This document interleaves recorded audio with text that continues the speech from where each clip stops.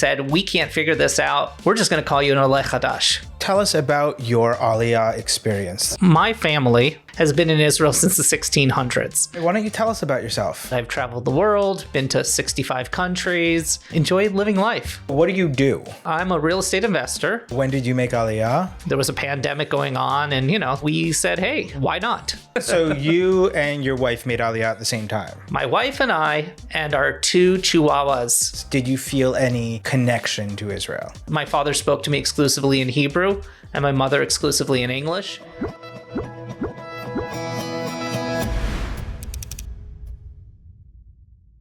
Hey everyone, welcome back to Aliyah Chronicles. I'm your host, Matthew Fleischman, and this is the podcast where we sit down with people who've made Aliyah and talk about what really happens after the plane lands. Today's guest is someone I know quite well, my co-host from Landings Layovers, a good friend, and someone whose story deserves its own spotlight, Marty Paz. Marty's journey starts in Paraguay, winds through North America, and eventually lands in Tel Aviv. But it's not just geography that changed. We talk about what it means to live in a place that sometimes feels both deeply yours and like it's holding you at arm's length. About the tug of war between integration and maintaining your identity. And about finding community even when it doesn't look how you imagined. What I love about this episode is how honest it is. Marty talks about the parts of Aliyah that don't show up on the Instagram posts. The loneliness, the frustration, the paperwork. But also the joy of walking through Dizengoff and realizing this is my life now.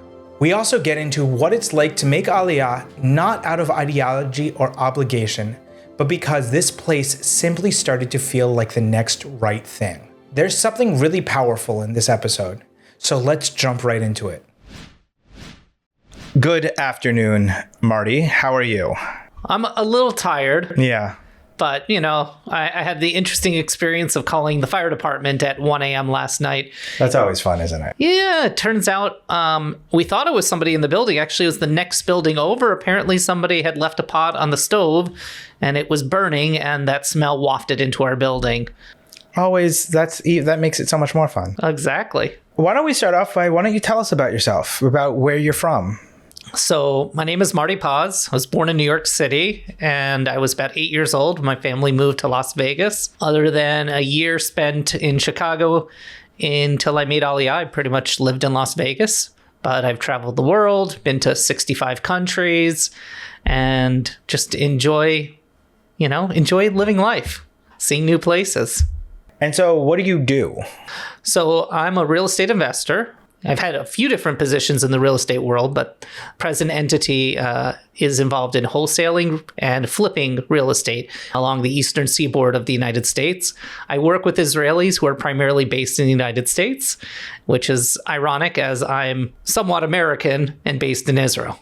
All right. And so why don't you tell us about your Aliyah experience, your Aliyah journey? Sure. So my father's family, my grandmother's family, to be precise, on my paternal side, has been in Israel since the 1600s. So we have a long history here in country. My father was born in Israel, made it through the army. He was actually born during the Mandate, which is really interesting. So he was born in pre-state Israel during the British Mandate.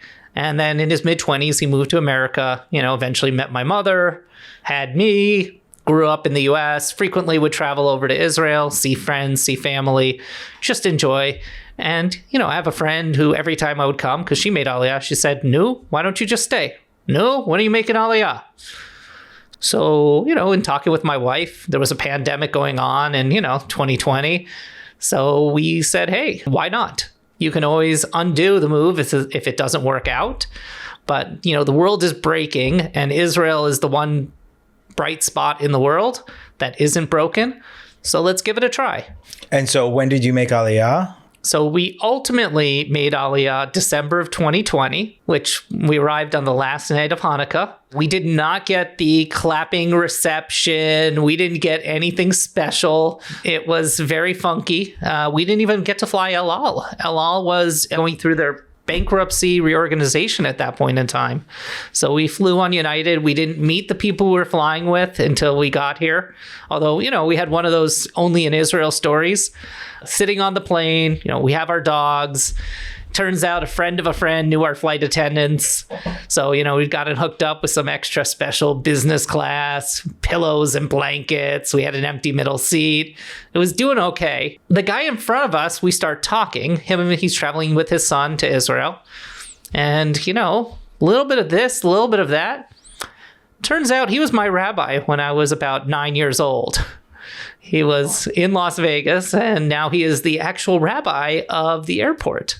Oh, fun. In Israel. Yeah. Oh, very cool. Tel Aviv, by the way, there is it's not just the Chabad guys telling you to put on tefillin. There's actually, I believe there's two congregations in there, maybe three, actually. There's probably one in Terminal 1. And then in Terminal 3, there's one that's airside once you've gone through security. And then there's one outside security. Yeah. And so he's the rabbi. So we're talking, he actually had in his office the list of members of the synagogue. Shout out to Or Bamibar in Las Vegas. And it had my dad's name and address still on that. And he'd kept it, 25 years later or 30 years later. And, that was our welcome to Israel, since nobody was there clapping and singing for us. But at least we got to saw a friendly face and get welcomed that way. So you made Aliyah during the pandemic. Yes. Middle of it. What was that experience like? The pre-Aliyah experience. What was that like? The pre-Aliyah experience was a nightmare. Israeli bureaucracy can be challenging, but when things are semi-shut down due to a pandemic, it can be more challenging. My father, along the way, was working for the U.S. government and was forced to give up his U.S. citizenship. And the plan had been for him to fly with us to Israel. His U.S. citizenship? His Israeli citizenship. You can have top secret, but levels above top secret require you to not be a dual national. Yeah. So he'd given up his Israeli citizenship along the way. He was scheduled to fly with us. He was flying essentially the same time as us, arriving within 1 day of us, and was going to, stay with us. And 2 weeks before he's supposed to fly, they shut down the country to non-Israelis. So, we're suddenly making arrangements for my father, who was ready to travel with us, to restart his life, come back here after, 60 years in the US. So that was interesting. Then we made Aliyah with our dogs. And initially they said we could stay in the Aliyah hotel. Totally fine. And the soldiers would walk the dogs for us, which sounded, if you're going to be locked up, to be able to get, 3 mediocre meals a day and then walt for anything else. But that didn't happen. That sounded okay. And then it was a week and a half before, or 2 weeks before, and they said, oh, wait, dogs aren't allowed anymore. So we had to find an Airbnb type situation. We actually found something. It was a great apartment. Ben Gurion worked out really well. It actually worked out even better because the girls we were subletting from caught COVID. So they said we could stay a little longer because they were stuck in Florida sick and didn't want to come back to Israel until they were better. So, it was fine. It was a little rough because, here we are with our dogs and, we hire a dog walker to walk them once a day for an hour. And Natalie was great. If anyone needs a dog walker in Tel Aviv, we highly recommend Natalie. We can get her contact info and put it in your show notes. She was fantastic. But here I am, at 6 a.m, sneaking down to the little courtyard, or 8 a.m, or whatever it was, to let my dogs go pee, violating curfew or lockdown or whatever, taking the dogs out because the dogs got to pee. And you got here just before the second quarantine, like I call it 2.5, 2.8. So there was 2 more lockdowns, I believe, afterwards. There was a lockdown in September of 2020. Right. There was a lockdown in December of 2020. Correct. And you got here just before that lockdown. Were you still in quarantine when that lockdown happened? So this was absolutely hilarious. We get out of quarantine, we're out for like 3 days, I think it was. Enough time to get our Tudat Zahut actual from the office, biometric, everything, and to relinquish my, you have the opt-out provision in the first 90 days where you can say, oh, making Aliyah is not for me. I don't want to do this. But you can waive that and get your passport right away. Yeah, okay. So knowing that my father was in America and just with all of the craziness, I waived that. So I was stuck. I had made Aliyah. My decision was made. And then it was the next day or the day after. Suddenly it was quarantine, lockdown, whatever. It was mandatory lockdown, but there was one little provision in there. You were allowed to go, I think, 1,500 meters from your house. Anywhere between like 500 and kilometer, I think. Right. But yeah, something like that. But if you had a dog, You could, okay. you unlimited walk your dog. So, Tel Aviv is the most dog-friendly city. Adoptions, there were no stray animals in this country, period.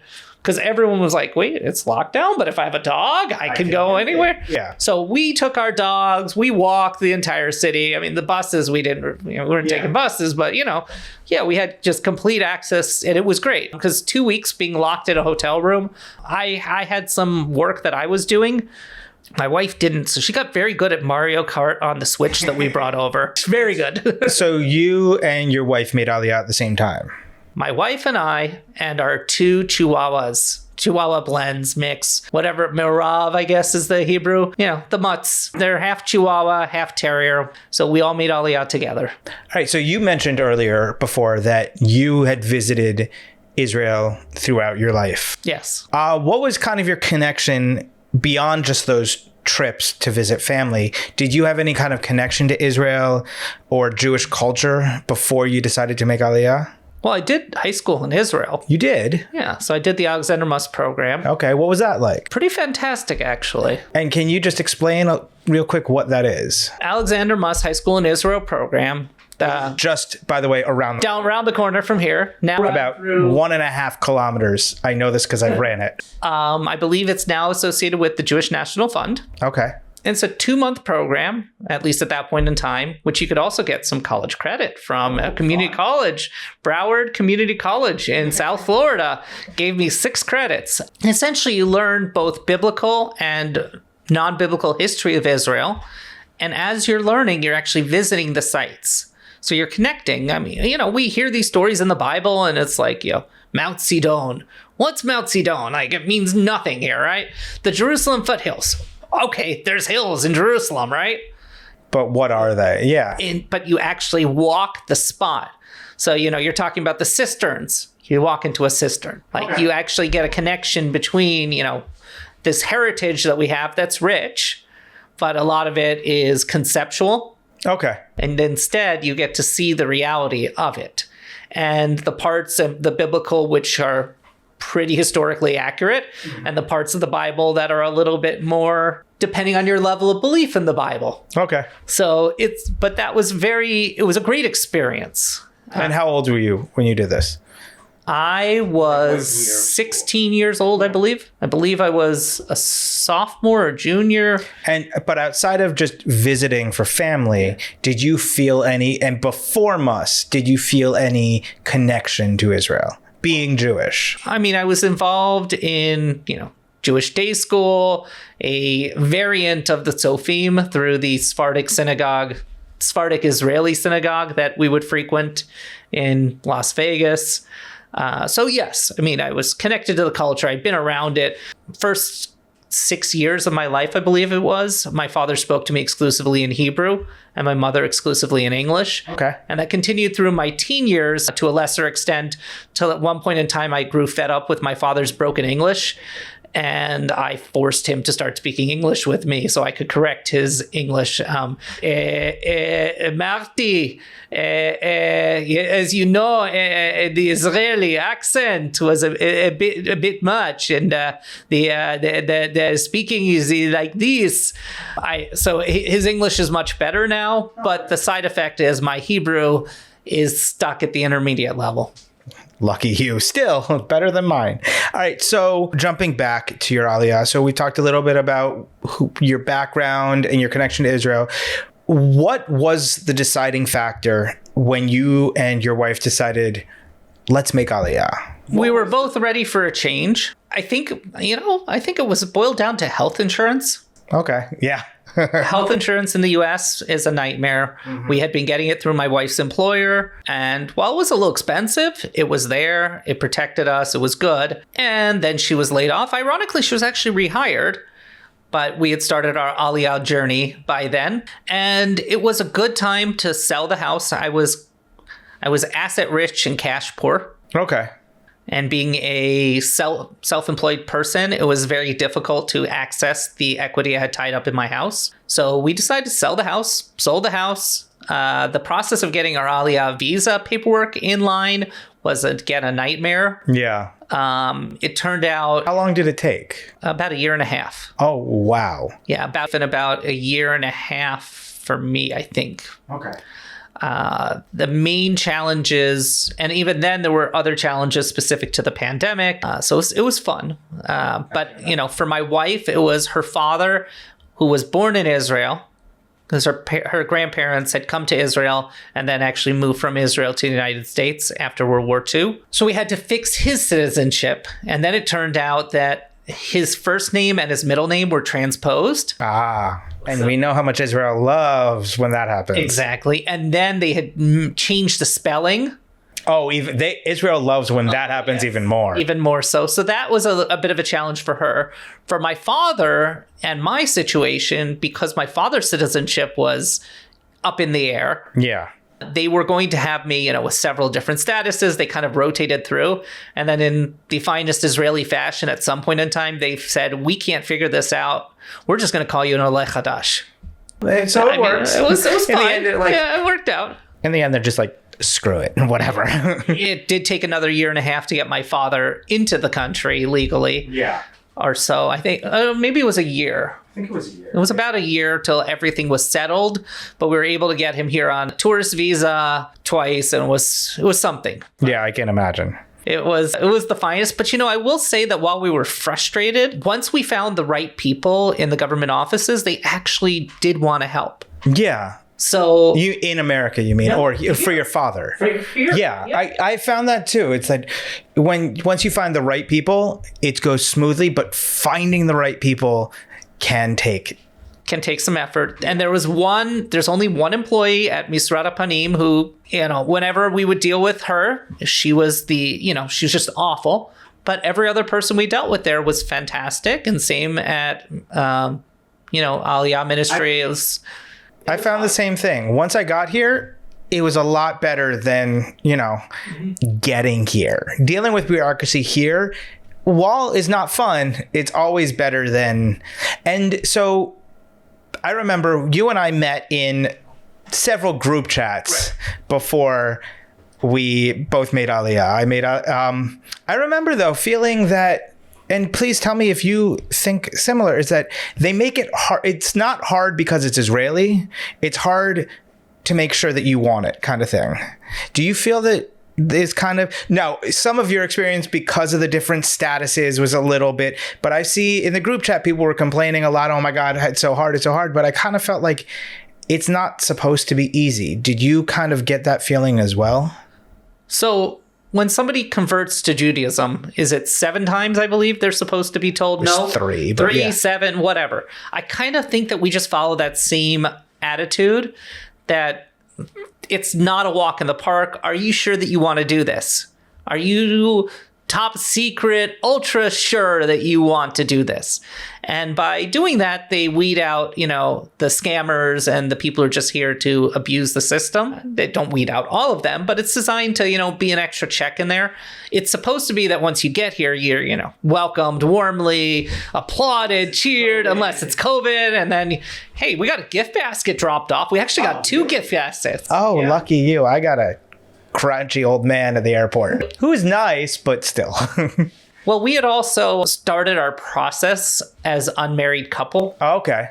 And when we got to the airport, they discovered we were now married. Okay.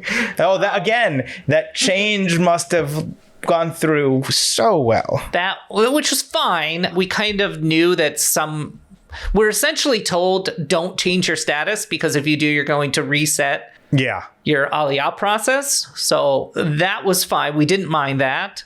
But then when we got there and, it slipped out that we were married, we only got 1 free SIM chip instead of 2. Oh, yeah. And we got like 100 shekels less per month on our Aliyah allowance. But because they had to do all the paperwork right then, was an extra hour or 2 that we were at the airport with the dogs who just desperately wanted to go outside and pee. All right, so now let's move to, we talked about the journey and about the bureaucracy, but let's talk about like the emotional journey you guys kind of went through. Can you kind of describe your feelings or expectations? You'd visited, your wife had family here, you have family here, you both have visited numerous times, but there's a difference between visiting and moving. Can you kind of describe your feelings or expectations before making that move and during that whole process? Sure. You do your research, you read up, you realize there's a lot of stuff that you don't know, but then you're repeatedly also told that it's going to be okay. And if you just embrace the uncertainty, you'll be all right. You know, we had a little bit of drama getting our health insurance set up, which is supposed to be easy, but for some reason, my wife went a month without insurance because they couldn't figure things out properly with her Aliyah status. Getting our COVID shots, our immunization. Yeah. It was a lot of just giant question marks. And while I'm okay with uncertainty, my wife does not enjoy uncertainty and confusion. Now, I will say what has immensely helped us is the tools that you have at your disposal, mainly Google Chrome and Google Translate. Oh, yeah. You know, just and embracing WhatsApp and just being prepared. And you know, this is a well, I had an Android phone in addition to my iPhone at that point in time. And on the Android phone, you can auto translate everything that shows up on the screen, which you can't do on your iPhone. So that was actually really helpful. I can imagine that being helpful. So, you know, coming in and getting acclimated to it, yes, there's a different bureaucracy. There's a different process. And it was the confusion was amplified because of COVID. But I will say that, you know, we were generally very lucky. You know, I had work when I moved here. I took my work from the States over, which was okay. You know, the hours was a swing shift, 3 to 11 type of situation, but it was okay. My wife happened upon work through a mutual friend, a month later. So she walked into, basically a job that was great for a year or so, or a year or two, whatever it was, 2 years. And that was a great opportunity for her. So we didn't necessarily have a hard situation getting acclimated, but we did have our challenges just like everyone else. So, but what were some of your hopes and fears? Did you have any doubts along the way before you got here? So we didn't know where the heck we wanted to live at all. All we knew is that we said, if we have the opportunity, we need to take the opportunity to live in the big city, to live in Tel Aviv, live by the beach, and live, experience that once in our life, because we may never get that opportunity again. Yeah. So, we moved in. We were a couple of minutes from the beach. It was great. Basically a block off of the beach. Amazing. Now, we're 3 blocks from the beach, 7-minute walk. I made sure that at least once a week, I walk the dog so that I can see the Mediterranean Sea, so I can get some of that vitamin C. I missed that. Yes. And then, obviously in the future, our lease is coming due. We know that we're going to be making a move, probably inland. Okay, and that's okay. But that was number one priority for us was, let's experience living in the city, no need for a car, walk to the beach, have that experience. It was great. You did something that not a lot of other people who made Aliyah have done, which is brought pets with you. And I want to get to that. Can you describe what that experience was like and how that complicated, if it did, your experience? Sure. Actually, we were very lucky. Journey here was actually very smooth. We were lucky that we had a vet who was experienced with USDA export controls. Okay. And because she was experienced with it and she knew a little trick. So essentially, the USDA is split into different regions. So if you have, our dogs had been seen by a vet in Nevada, and our vet in Nevada was doing their certification and their export and everything and the like. But Nevada's region, I believe the USDA representative is in Utah and was completely non-responsive, overwhelmed and busy. But she had figured out that she could also call the USDA vet in Hawaii, who had plenty of time on his hand because he was on island time. He just had to deal with the small time difference. And because any of the USDA vets can actually do it as long as they're willing to work outside of their region, our paperwork went to him.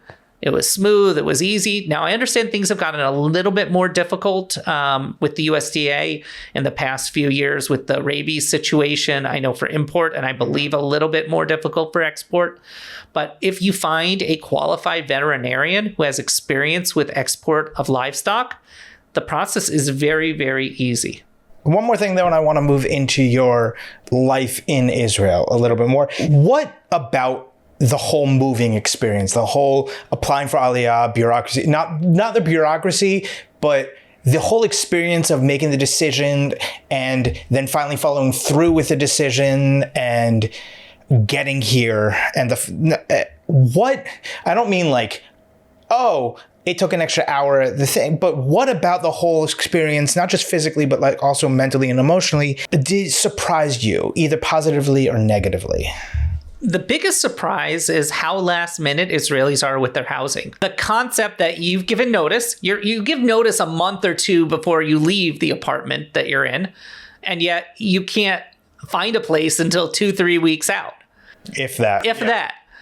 So that uncertainty of where am I moving to blew my mind, coming from some, the U.S. is, much more, you're a month out, you start to look, maybe 2 months out, you see, people have given their notice. Everything is just very, very straightforward. And here it's, we have to move, we got a week's notice that we had to move, and then it was pushed back, and then we had a day's notice that we had to leave an apartment. So luckily we had actually found the new apartment. We just hadn't scheduled our move.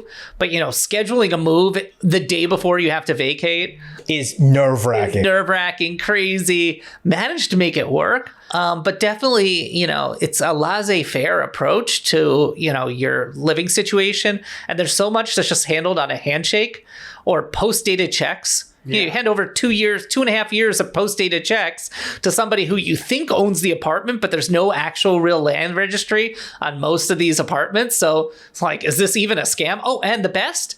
Oh, I need you to hand me 2 blank checks that you've signed and haven't dated in case there's utilities that you don't pay.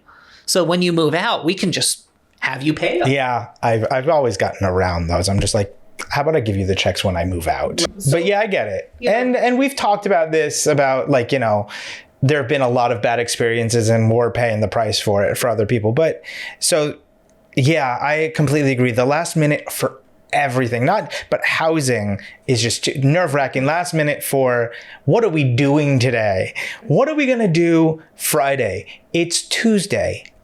What's your point? So one thing that I will say is we have been absolutely blessed to have had great landlords. Mm-hmm. The first, we had a sublet. The second one was, friends of the family who, other than the apartment being sold, which we knew was going on, was an amazing apartment. And this one, we have really great landlords. When our daughter was born, they sent a gift basket that was over 500 shekels and delivered within 4 hours of them finding out that our daughter was born. So, to say that, your typical Israeli landlords have a lot of personality and are awful. But generally, memorable. Let's go with memorable. Usually, everyone in Israel has their story about how their landlord did this funky thing or that funky thing. I've got those, but yeah. Exactly. And I can say we're truly blessed that our landlords are great. Yeah, you have gotten lucky with your apartments. Yeah, I mean, we have some plumbing issues in our building because it was rebuilt and it's old. Right, it's old. And while our apartment is modern, the building was never modernized. So we have plumbing issues, which the latest one, thankfully, was just finally fixed. Yay. It turns out it was a missing rubber band. So our kitchen would flood every time that I would do the wash. So that was lovely. But of course, the 2 times previous that the plumber was there, it didn't flood while he was there. But so, just be prepared that you're going to have lively landlord experiences. That is, a little bit of a culture shock. Also, usually preschools have a lot of drama. Preschool here is more competitive than college, just to be clear.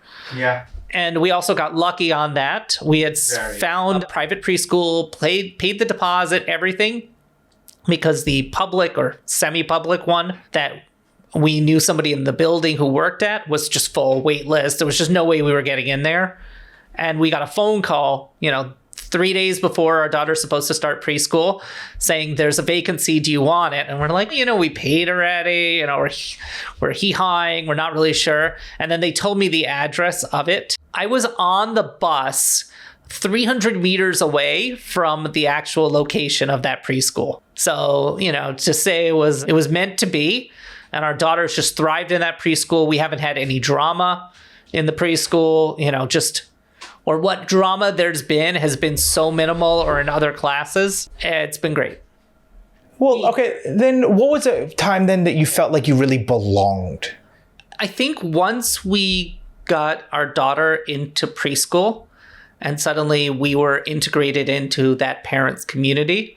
And in a strange way, we all went through a lot in the trauma after October 7th. And I think maybe if you're looking for that defining moment, perhaps October 7th is that defining moment, because that, if I were 10 years younger, I would have been at the music festival. Yeah. The 2 girls who worked at the bar downstairs from us were killed at the festival. And one of the bar manager was bartending there and narrowly escaped.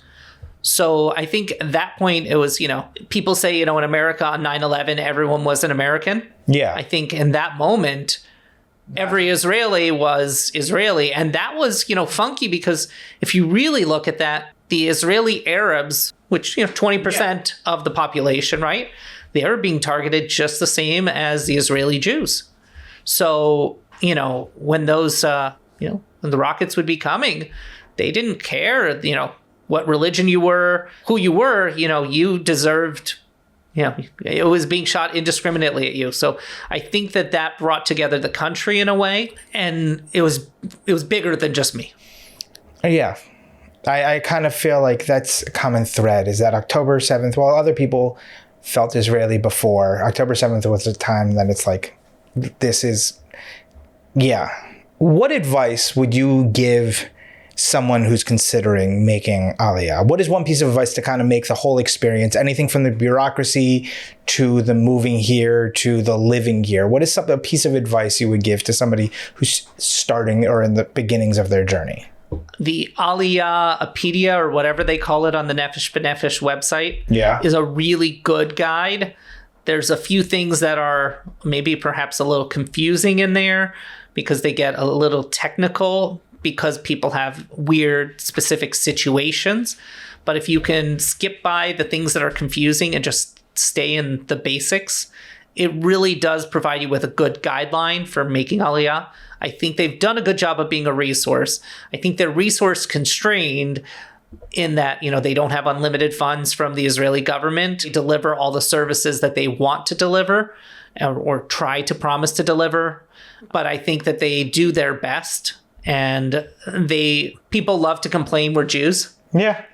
But overall, I think there's a value add in there. And you just have to figure out what that value add that you can get from them. There are, at least, when we were making Aliyah, the Aliyah advisors, we were bounced around a lot as we were figuring out where we wanted to live. And I think that hurt us rather than helping us, just having dealt with too many different people through a complex situation. But overall, use those resources that are in front of you. Also, I will say, we gained a lot from joining some of the WhatsApp groups.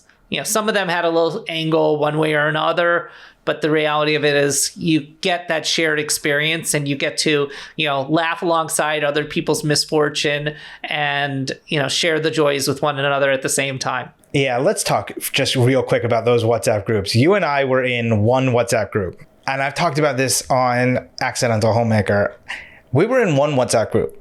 And then it split because there were a lot of people who were making Aliyah but hadn't yet. And then there came a certain point when a lot of people made Aliyah and 2 groups split. And then more groups split from those because it's like, all right, you've got people were asking questions about how do I get my driver's license who hadn't even been accepted into it yet. And there were people, so like we had made these groups about, all right, here's logistics for before you get here, after you get here, traveling and, living. Like there's so, like, that was something for me at least. And I know you're in all those groups too. That was just like, oh God. Yeah, I think I finally trimmed out of a few of them or put them on mute. Yeah. You know, the Maccabi healthcare Oh, yeah. group, which is just a little bit ridiculous. That one too. The health insurance group. Yeah. That one specifically is a little ridiculous because people have a very specific ailment and they would just overshare. Oh, yeah. And then they would overshare for the sake of oversharing, not actually taking anyone's advice in there.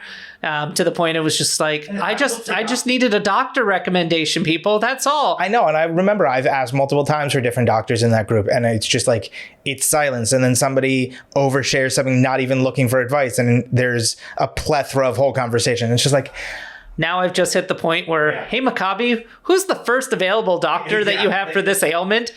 I don't need the best one. I need the first one that I can get to. Right. Well, and not only that, here's the thing. The baseline is usually good enough for me. You know, and if they're not, the nice thing here is you have the referral for the specialty. If you don't like the doctor that you get, you can go get a second opinion on that same referral. It's okay. So I think we take this neuroticism, you know, other healthcare systems where if you get a doctor you don't like, you're stuck with them. With that group, I will say, it's kind of like, you know, you had a bad ex, so you think all future relationships are going to be like that. It's like, that's kind of like what it's like. But Israel health insurance, while not perfect, does have its upsides and is great. Just two more questions, really. What is one thing you wish you had known before your journey started? My wife would say, throw away more crap. Don't be so... Pack rabbit? Not pack rabbit. When you know your objects are important to you. Yeah. You know, Kondo autistic. Marie Kondo. Yeah. Just, you know, listen, watch the Marie Kondo series and actually take it to heart. I think, you know, you just remember you're not going to duplicate what your life was back home, but you're going to try and find the things that you really enjoy and bring those things with you. You know, for example, I loved my Instant Pot in the United States. And I was not going to bring over a 110 volt product. And Instant Pots, when we made Aliyah, were not readily sold in Israel. But I managed to not only get an Instant Pot out of the UK, but to get R2-D2 Star Wars edition. You're very proud of that. I love my R2. But you know what? We use the thing, you know, multiple times per week. And that's been a godsend for us. So it's a matter of, you know, finding out what you need. Also, this country is very strange because people appear materialistic, but at the same time, there's no shame in used products. Yeah. Or, you know, people will be, you know, making $1 million a year and driving the most beat up car because the beat up car still works for them.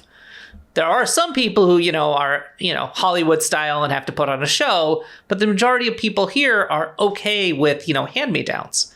So our furniture, hand-me-downs, and it's worked out great. You know, much of our child's clothing. Also, the other thing that I will say, and this is unique to the immigrant perspective, is be aware of arbitrage. There are certain things that you'll be able to bring over from where you're coming from that make a lot more sense to bring over than to buy here. And then there's other things that just don't. So just keep that in mind and remember that you don't need everything day one. And odds are you will probably take a trip back to visit your friends and your family wherever you came from. And, you know, make sure that you fly in a way that you can bring suitcases back for free. Economy there, premium back. That is one way to do it. In this case, we're actually flying business both ways. Lucky you. Well, we found a killer deal. That's what you do. That's one thing we haven't talked about, but that is one thing you do is find killer deals. Last question is, what would you tell somebody who is uncertain about making Aliyah, especially in the post-October 7th world?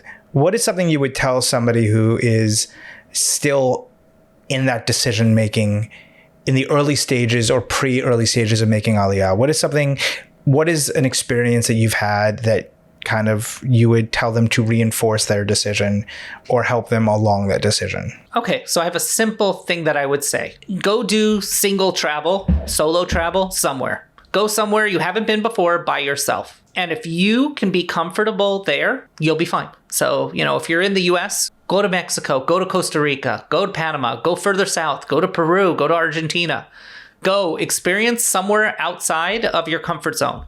If you can thrive in that environment, in the discomfort of just going somewhere where you don't know what you're doing and know that you'll be okay, you'll be fine. If you have to, go with an organized group where you still don't know everything, but you just go with the flow. Experience that. Do the pilot trip here. If you have the opportunity, come here for a week. See what it's like. Yeah, when it's not COVID, it's so much easier. It's not COVID, it's so much easier. Step outside your comfort zone. If your first trip to Israel is your first time that you're stepping outside of your comfort zone, you may not have a good experience. Oh, yeah. But if you've at least felt uncomfortable before and had to figure things out and landed on your own 2 feet, you'll be fine. All right. Well, we've talked about a bunch of good stuff. Thank you very much, Marty. This has been, I know you've told me bits and pieces, but never once have I heard the whole story. And I can't wait to have your wife over and hear her side of it as well. That's going to be an exciting... There's 2 sides to every story, exactly. And then somewhere in there is buried the truth. Just make sure she doesn't listen to this one before. Right, just kidding. Exactly. All right. So thank you again for joining us. And again, you can check out Landings and Layovers, our sister podcast. And where can people find you if they want to find you? Online, on social media. So I post under MRP Alert, 1 word or 2, depending on the medium. Okay. And quick little plug, I will be speaking at Frequent Traveler University later this month in Dallas, Texas.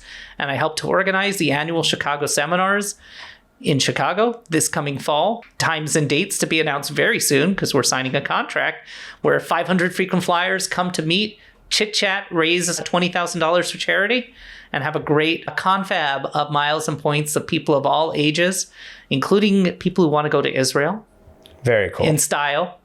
For less money. It'll be coming this fall. This fall, yes. Thank you very much, Marty. And thank you for listening to Aliyah Chronicles. Thank you, Marty, for that. And I think what really landed for me in this idea of choosing Israel again and again, even when it doesn't make sense on paper. Marty didn't make Aliyah because of some deep religious pull or a long-held dream. He came here because he was curious, because it felt right, and because, like a lot of us, he just wanted to find a place where he could build a life that felt like his own. And yeah, the journey has had its ups and downs, from learning Hebrew on the fly to navigating bureaucracy and redefining home from scratch. But what Marty's story shows us is that Aliyah isn't just one decision, it's thousands of little ones you make after that. If Marty's story resonated with you or made you think about your own path to belonging, do me a favor, subscribe, leave a review, or share this with someone who needs to hear it. Aliyah Chronicles is a production of Briefly Distracted Media, and we've got your shows too, including Landings and Layovers, which I co-host with Marty, where we dive into flight deals, travel hacks, and how to get more from your miles. You can also keep up with everything with this podcast on Instagram at Aliyah Chronicles Pod. On X and Facebook, you can find us at Aliyah Chronicles. Thanks for tuning in, and we'll see you next time.